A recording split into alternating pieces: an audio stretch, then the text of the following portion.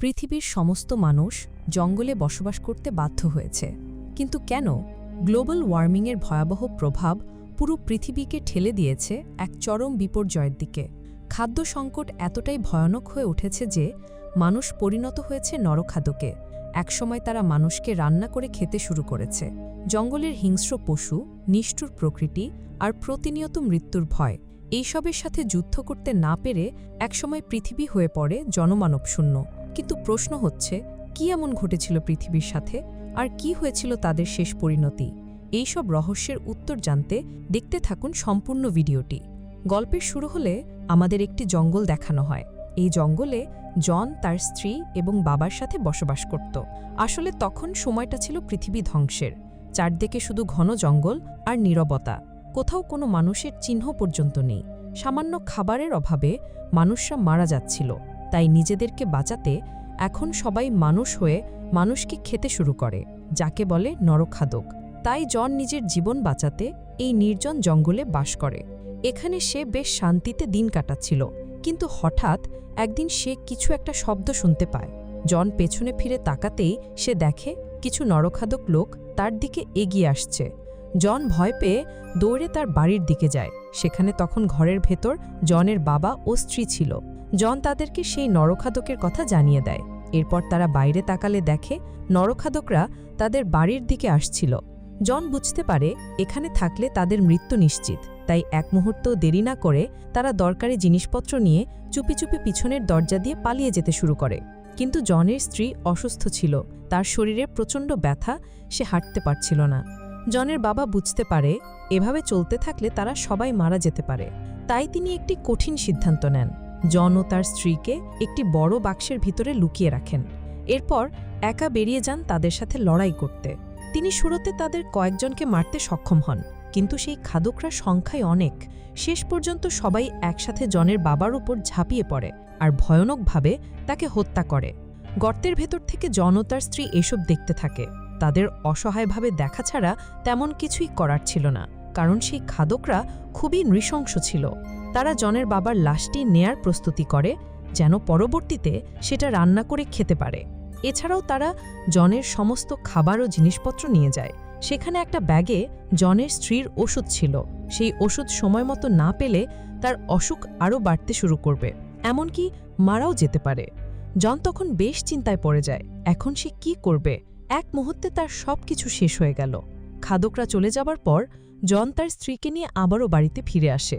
তখন বাড়ির অবস্থা দেখে তারা হতাশ হয়ে পড়ে। সেই খাদকরা সবকিছু ভেঙে ফেলেছে।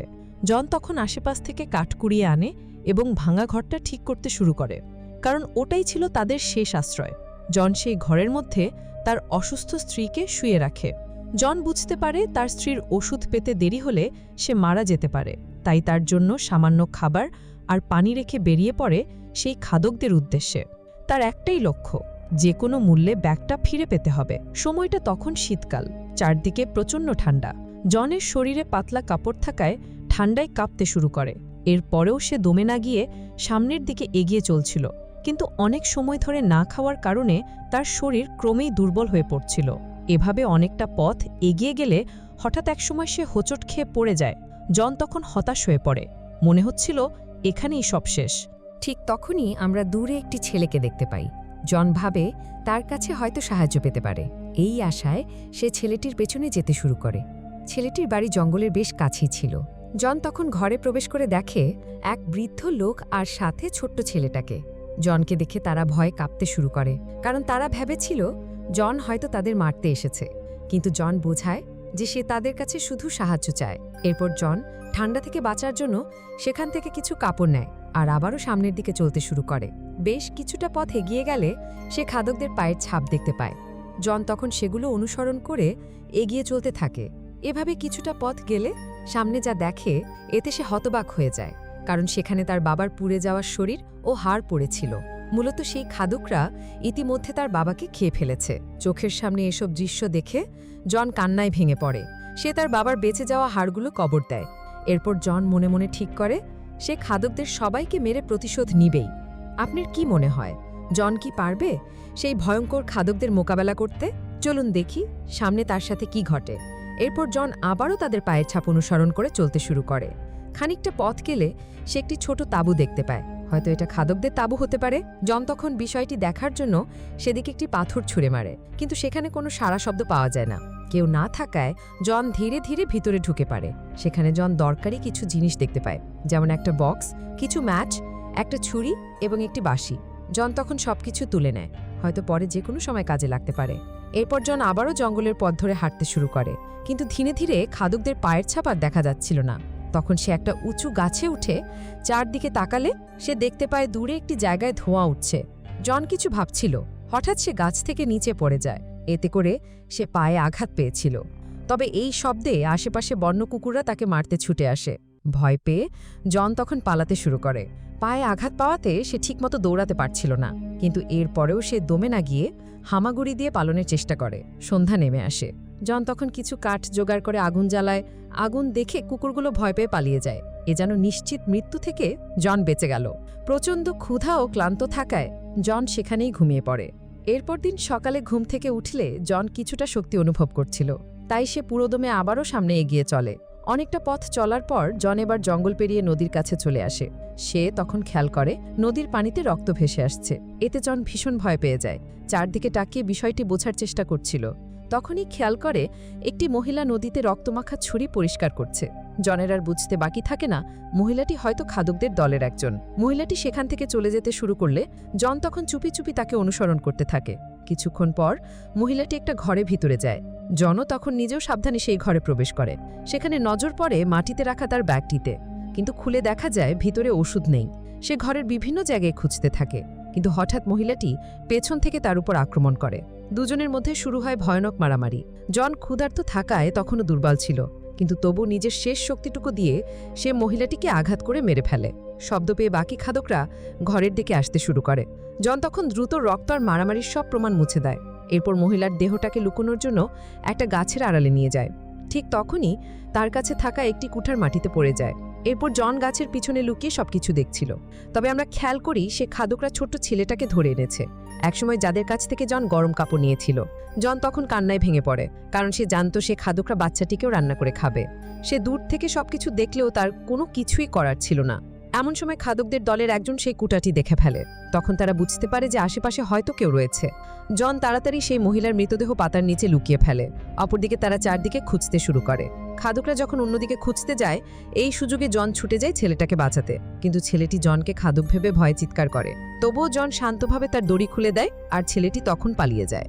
এরপর জন খাদকদের ঘরে প্রবেশ করে। সেখানে সে একটি কাঠের বক্স দেখতে পায়। জন ভাবে এই বাক্সেই হয়তো তার স্ত্রীর ওষুধ আছে, তাই সে তালা ভাঙার চেষ্টা করে, কিন্তু অনেক চেষ্টা করার পরেও সফল হতে পারে না।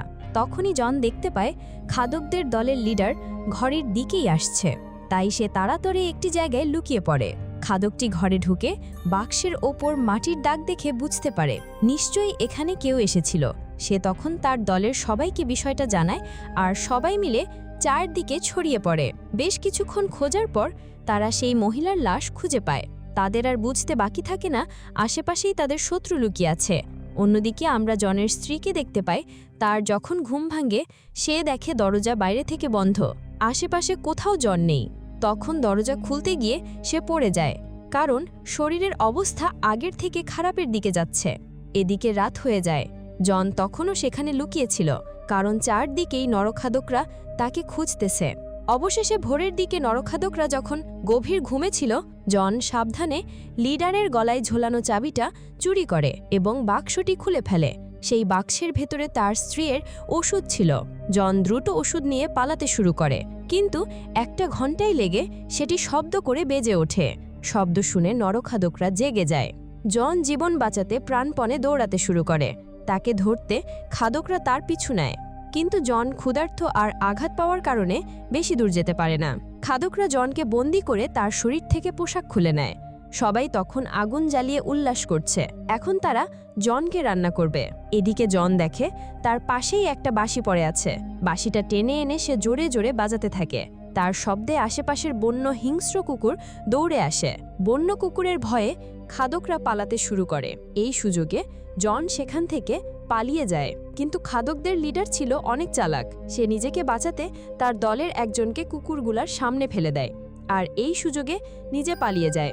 অনেকটা সময় দৌড়ানোর পর জন ক্লান্ত হয়ে পড়ে। সে একটি গাছের পাশে বসে বিশ্রাম করছিল। ঠিক তখনই পিছন থেকে এক নরখাদক জনকে বসে থাকতে দেখে। সে তখন জনের ওপর আক্রমণ করে দেয়। তবে সেটা ছিল জনের কাপড় মাত্র। মূলত এটা জনের তৈরি করা ফাঁদ। এরপর উল্টো জন তার ওপর আক্রমণ করে। দুজনের মধ্যে শুরু হয় জীবন মৃত্যুর লড়াই। শব্দ শুনে আরেকজন নরখাদক সেখানে চলে আসে। সে দেখে তার সঙ্গী জনকে মেরে টেনে নিয়ে যাচ্ছে। সে তখন খুশি মনে তার কাছে যেতে শুরু করে। তবে কিছু বুঝে ওঠার আগেই নরখাদকটিকে ওই লোকটি মেরে ফেলে। আসলে জন লোকটিকে মারার পর তার কাপড় নিজে পড়েছিল, যার ফলে সেই নরখাদকটি দূর থেকে জনকে তাদের দলের লোক মনে করেছিল। জন এভাবে একে একে সবাইকে মারতে সক্ষম হয়। তবে এখনও লিডারকে মারা বাকি ছিল, তাই সে পুরো দমে তাকে খুঁজতে শুরু করে। কিছুটা পথ এগিয়ে গেলে জন লিডারকে দেখতে পায়। তার কাছে থাকা তীর ছুঁড়ে লিডারকে আহত করে দেয়। এতে করে লিডার আর পালাতে পারছিল না। জন তাকে মারার জন্য এগিয়ে যায়। অন্যদিকে লিডার চোখ বন্ধ করে, কারণ সে নিজের মৃত্যুকে মেনে নিয়েছে। কিন্তু তখনই জনের ধনুকটি ভেঙে যায়। এই দেখে লিডার তখন লড়াই করার জন্য দাঁড়িয়ে পড়ে। কিন্তু সেই মুহূর্তে হিংস্র বন্য কুকুরগুলো সেখানে এসে পড়ে। জন পালিয়ে গেলেও লিডার তার পায়ের ক্ষতের কারণে পালাতে পারে না। হিংস্র বন্য কুকুরগুলো দল বেঁধে লিডারের ওপর ঝাঁপিয়ে পড়ে। আমরা দেখি কুকুরগুলো খুবই জঘন্যভাবে তার শরীরটাকে ছিঁড়ে খায়। জন এসব দেখে স্বস্তি পায়, কারণ অবশেষে তার প্রতিশোধ পূর্ণ হলো। এরপর সে তার বাড়ির দিকে যেতে শুরু করে। জন দুর্বল থাকলেও পুরো দমে চলতে শুরু করে। সে জানে বেশি দেরি হয়ে গেলে ওষুধের অভাবে তার স্ত্রী মারা যেতে পারে। দীর্ঘ সময় চলার পর জন তার বাসার কাছে চলে আসে। কিন্তু সে তো অবাক, কারণ তাঁবুর ভেতরে তার স্ত্রী ছিল না। হয়তো কোনো নরখাদক বা হিংস্র পশু তাকে মেরে ফেলেছে। জন মন থেকে একদম ভেঙে পড়ে এবং কান্না করতে শুরু করে, কারণ সে তার ভালোবাসার মানুষটিকে বাঁচাতে নিজের জীবন বিসর্জন দিয়েছিল, কিন্তু তাকেই সে হারিয়ে ফেলল। ঠিক তখনই পিছন থেকে তার স্ত্রী চলে আসে। মূলত সে আশেপাশেই খাবারের খোঁজে গিয়েছিল। জন নিজের স্ত্রীকে দেখে ভীষণ খুশি হয়। মানুষবিহীন এই পৃথিবীতে তারা দুজন মানব সভ্যতার শেষ চিহ্ন হিসেবে বেঁচেছিল। এরকম একটা পৃথিবীতে আপনি কি টিকে থাকতে পারবেন? অবশ্যই কমেন্ট করে আপনার মূল্যবান মতামত জানাবেন।